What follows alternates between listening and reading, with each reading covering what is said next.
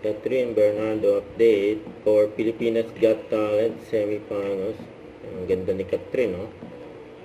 Ayan, nakabounce. She bounce.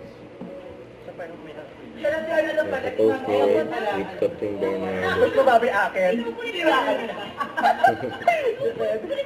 Babi yun. Ayan pa. Ayan, very accommodating si Catherine sa mga fans. Ayan, bago siya umalis. Ayan, nagpaalam muna siya sa mga fans. Ayan, ganyan kabait si Catherine sa mga fans.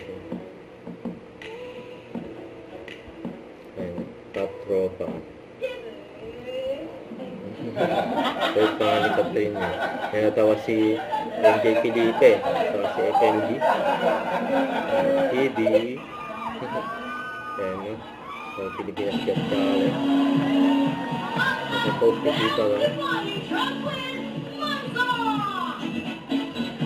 Nakapalakpak si Catherine. Para nakita niya sa may boat.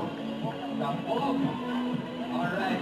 We say thank you sa ating PGP judges. Palabang po natin ang ating power judges. Thank you sa mga kapamilya, kapalilang PGP sa buong Pilipinas at sa buong mundo at sa lahat ng mga kapisaya sa ating PGP exclusive. Salamat din naman.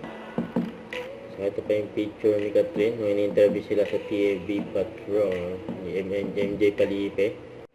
Don't forget to subscribe, click the notification bell for more update. This is with Jordan Action Vlog. Stay tuned for more videos. See ya.